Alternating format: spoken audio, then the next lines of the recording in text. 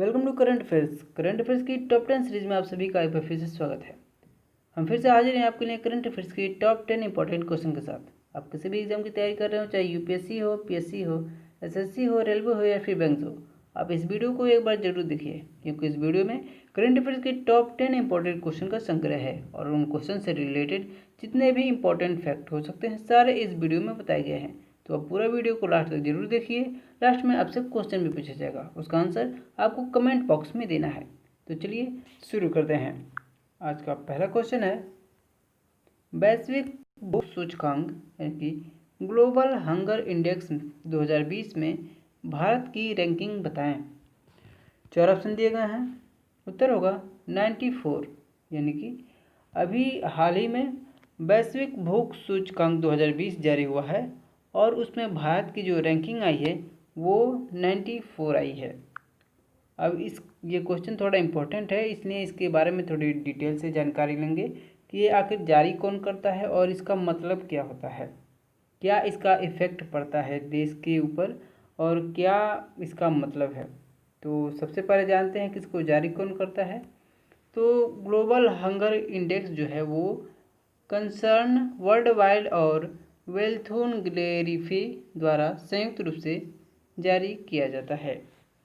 107 देशों में भारत का स्थान 94 है, यानी कि इस बार की जो ग्लोबल हंगर इंडेक्स जारी हुई है वो 107 देशों की लिस्ट जारी की गई है, जिसमें से भारत को 94वां स्थान प्राप्त हुआ है।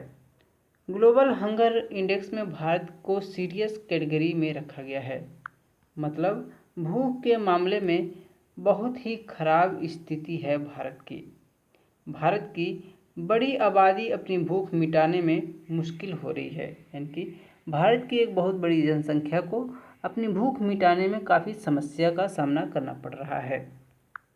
2019 में क्या थी रैंकिंग, यानी कि अब 2000 पिछले साल की भी रैंकिंग देख लेते हैं। तो वर्ष 2019 में इंडेक्स में 117 देशों में भारत को जो रैंकिंग थी वो 102 थी।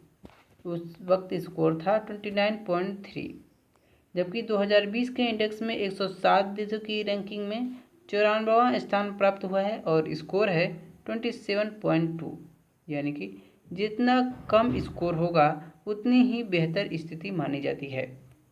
2018 में 119 देशों में भारत की रैंकिंग थी 103, यानी कि 2019 का भी पता चल गया और 2018 में भी जो रैंकिंग थी वो 103 थी 119 देशों की लिस्ट में।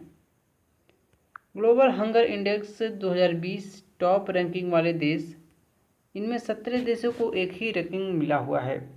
इन सभी रैंकिंग देशों की जो इनको 1 से 17 के बीच में रखा गया है और सभी देशों को एक ही समान अंक मिला हुआ है और उनका स्कोर जो है वो 5 है। काफ़ी अच्छी स्थिति है उनकी, उस कंट्री में भूख की कोई समस्या नहीं है। काफ़ी अच्छी स्थिति में ऐसी 17 कंट्रियां हैं जिनको एक ही रैंकिंग मिला हुआ है। उनमें से कुछ के नाम बताए जा रहे हैं: बेलारूस, बोलिस्निया, ब्राज़ील, चिली, चीन, Costa Rica, Croatia, Cuba, Estonia, Kuwait, Latvia. ऐसे 17 देश हैं जिनको एक ही स्थान प्राप्त हुआ है। इस रैंकिंग में अमेरिका और कई यूरोपीय देशों को शामिल नहीं किया गया है। सिर्फ 13 देश ही भारत से बदतर हालात में हैं, यानी कि सिर्फ ऐसे 13 देश हैं जो भारत से बदतर हालात में है, भारत से नीचे हैं। कौन कौन से हैं? तो रवांडा है जिनकी रैंकिंग है वो 97 है, नाइजीरिया है, अफ़गानिस्तान है, लाइबेरिया है, मोज़ाम्बिक है। चाड जैसे 13 देश हैं जो भारत से बदतर स्थिति में हैं, यानी कि भारत भी एक डेंजर जोन में है भूख के मामले में। भारत के पड़ोसी देशों की रैंकिंग जान लेते हैं। इसके साथ ही ये भी जान लेते हैं कि भारत के जो पड़ोसी देश हैं उनकी रैंकिंग क्या है। सबसे पहले चीन को देखते हैं। तो चीन काफ़ी बेहतर स्थिति में दिख रहा है, उसकी जो रैंकिंग है वो 1 से 17 के बीच में है। श्रीलंका भी अच्छी स्थिति में, इसकी रैंकिंग है 64। नेपाल भी अच्छी स्थिति में, इसकी रैंकिंग है 73। बांग्लादेश 75, म्यांमार 78, पाकिस्तान 88 और भूटान का अभी जारी नहीं हुआ है। यानी कि भारत की स्थिति जो है वो भारत के पड़ोसी देशों से भी काफ़ी बिगड़ी हुई है। रिपोर्ट में क्या कहा गया है, तो रिपोर्ट की बात एक बार देख लेते हैं। तो भारत की 14% आबादी कुपोषित है। रिपोर्ट में ये कहा गया है। देश की चाइल्ड स्टूनिंग रेट जो है वो 37.4% रिकॉर्ड की गई है। यानी कि स्टूटेड चिल्ड्रन वे होते हैं जो अपनी उम्र में कम हाइट के होते हैं और कुपोषण को दर्शाते हैं। नेक्स्ट क्वेश्चन लेते हैं। अगला क्वेश्चन है, भारत को अंतर्राष्ट्रीय सौर गठबंधन का अध्यक्ष कौन सी बार चुना गया है। यानी कि भारत को अंतर्राष्ट्रीय सौर गठबंधन यानी कि इंटरनेशनल सोलर अलायंस का प्रेसिडेंट कौन सी बार चुना गया है। 4 ऑप्शन दिए गए हैं। उत्तर होगा दूसरी बार। तो अभी भारत को अंतर्राष्ट्रीय सौर गठबंधन का प्रेसिडेंट यानी कि अध्यक्ष दूसरी बार चुना गया है। यानी कि इस क्वेश्चन का सेकेंड ऑप्शन सही है। यह चुनाव 14 अक्टूबर 2020 को अंतर्राष्ट्रीय सौर गठबंधन के तीसरे सम्मेलन में हुआ है। यह सम्मेलन वर्चुअली आयोजित किया गया था। भारत 2 साल के लिए दोबारा अध्यक्ष बन गया है। फ्रांस को भी अगले 2 सालों के कार्यकाल के लिए सह अध्यक्ष यानी कि वाइस प्रेसिडेंट बनाया गया है। सम्मेलन में 53 सदस्य देश और 5 हस्ताक्षरकर्ता और भावी सदस्य देशों ने हिस्सा लिया है। ISA यानी कि इंटरनेशनल सोलर अलायंस के 4 नए क्षेत्रीय उपाध्यक्ष हैं यानी कि वाइस प्रेसिडेंट। एशिया प्रशांत क्षेत्र के लिए फिजी और नाउरू को नियुक्त किया गया है, अध्यक्ष चुना गया है। अफ्रीका क्षेत्र के लिए मॉरिशस और नाइजर को, यूरोप और अन्य क्षेत्र के लिए यूके और नीदरलैंड को, और लैटिन अमेरिका और कैरेबियन क्षेत्र के लिए क्यूबा और गुयाना को चुना गया है। ISA इसका मुख्यालय है गुरुग्राम हरियाणा में, यानी कि अपने इंडिया के गुरुग्राम में है जो कि हरियाणा में पड़ता है। ISA के अब तक 3 सम्मेलन हो चुके हैं। अब ये भी जान लेते हैं कि कौन कौन से कब कब हुए हैं। तो पहला सम्मेलन हुआ है 2 से 5 अक्टूबर 2018 के बीच ग्रेटर नोएडा में। दूसरा सम्मेलन हुआ है 30 अक्टूबर से 1 नवंबर 2019 में नई दिल्ली में हुआ है। और तीसरा सम्मेलन जो है वो वर्चुअल तरीके से 14 से 16 अक्टूबर 2020 को आयोजित किया गया था। नेक्स्ट क्वेश्चन लेते हैं। अगला क्वेश्चन भी इसी से रिलेटेड है। IAS यानी कि international solar alliance Haryana Kalpana Chawla solar award 2020 किसे मिला। 4 ऑप्शन दिए गए हैं। उत्तर होगा A और B यानी कि ऑप्शन 1 और 2 यानी कि डॉक्टर भीम सिंह और डॉक्टर आयशा अल नौमी को, यानी कि इन दोनों को ISA Haryana Kalpana Chawla solar award 2020 से सम्मानित किया गया है। डॉक्टर भीम सिंह IIT दिल्ली में कार्यरत हैं और doctor Aisha Al Nuaimi Dubai electricity and water authority यानी कि संयुक्त अरब अमीरात में कार्यरत हैं। अंतर्राष्ट्रीय सौर गठबंधन यानी कि ISA के तीसरे सम्मेलन में यह अवार्ड की घोषणा हरियाणा के मुख्यमंत्री मनोहर लाल खट्टर ने की। यह अवार्ड पहली बार दिया गया है। यह अवार्ड भारतीय मूल की अमेरिकी अंतरिक्ष यात्री कल्पना चावला के नाम पर दिया गया है।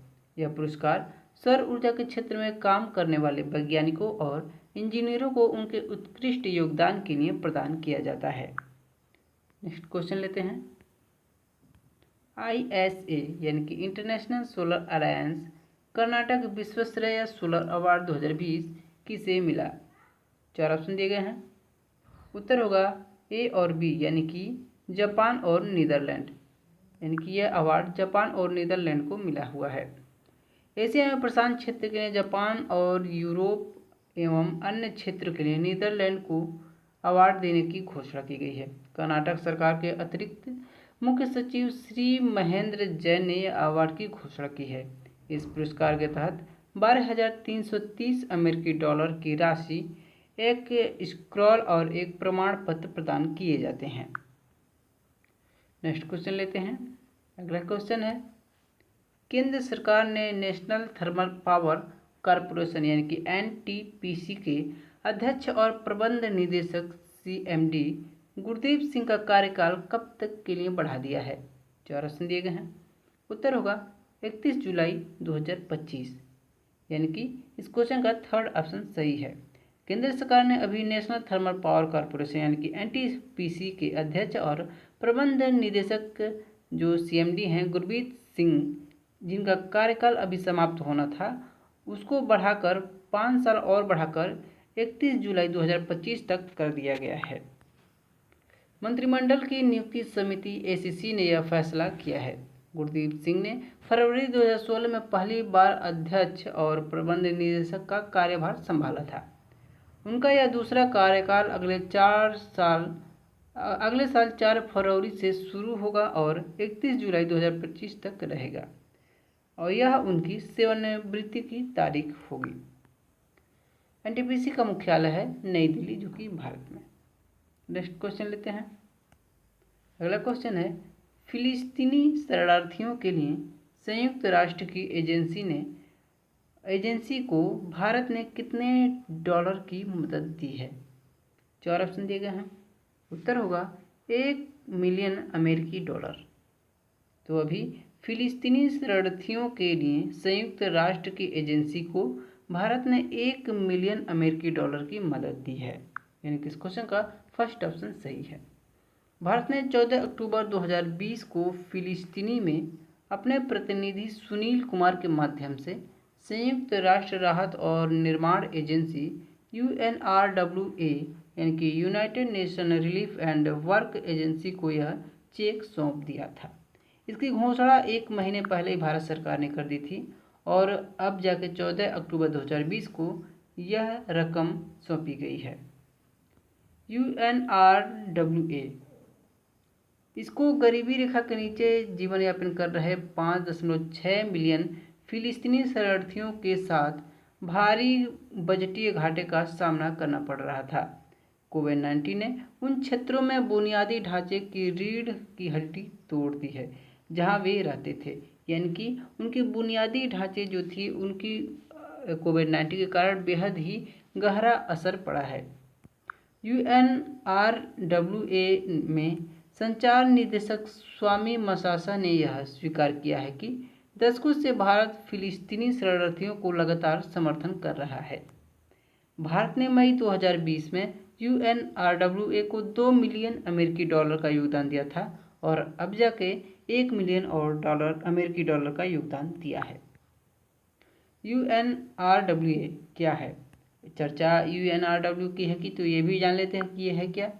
तो यह संयुक्त राष्ट्र संघ की एक एजेंसी है जो 5.6 मिलियन फिलिस्तीनी शरणार्थियों को सहायता देता है। UNRWA की सेवाओं में स्वास्थ्य देखभाल, शिक्षा, शिविर के बुनियादी ढांचे, राहत और सामाजिक सेवाओं और फिलिस्तीनी शरणार्थियों के लिए सुरक्षा, सुधार और माइक्रो फाइनेंस की व्यवस्था करना शामिल है। नेक्स्ट क्वेश्चन लेते हैं। अगला क्वेश्चन है, कमेंटेटर किशोर भिमानी का 15 अक्टूबर को निधन हो गया है। वह किस खेल के लिए कमेंट्री करते थे? 4 ऑप्शन दिए गए हैं। उत्तर होगा क्रिकेट। तो भी कमेंटेटर किशोर भिमानी का 15 अक्टूबर को निधन हो गया है। वो क्रिकेट की कमेंट्री करते थे और बेहद ही फेमस कमेंटेटर थे वो। नेक्स्ट क्वेश्चन लेते हैं।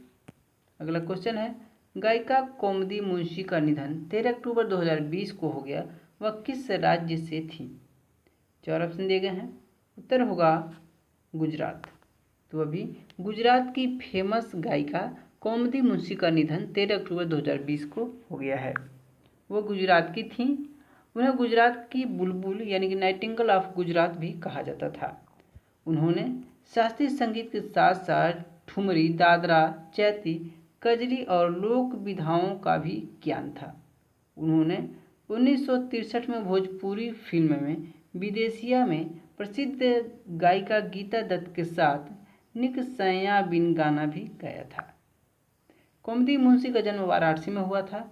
उन्होंने वाराणसी हिंदू विश्वविद्यालय से संगीत में कला की डिग्री के साथ अपनी शिक्षा पूरी की थी।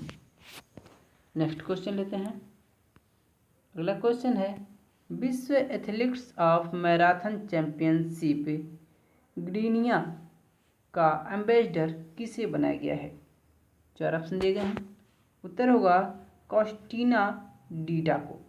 यानी कि विश्व एथलेटिक्स ऑफ मैराथन चैंपियनशिप ग्डीनिया का ब्रांड एम्बेसडर अभी कॉस्टिना डीटा को बनाया गया है। यानी कि इस क्वेश्चन का सेकंड ऑप्शन सही है। कॉस्टेटिना डीटा रोमानिया की रहने वाली हैं। वह 2008 की ओलंपिक चैंपियन भी रह चुकी हैं। विश्व एथलेटिक्स ऑफ मैराथन चैंपियनशिप 2020 को पोलैंड के ग्डीनिया में 19 मार्च 2020 को तय किया गया था, लेकिन कोरोना के कारण इसे 17 अक्टूबर 2020 तक के लिए स्थगित कर दिया गया था।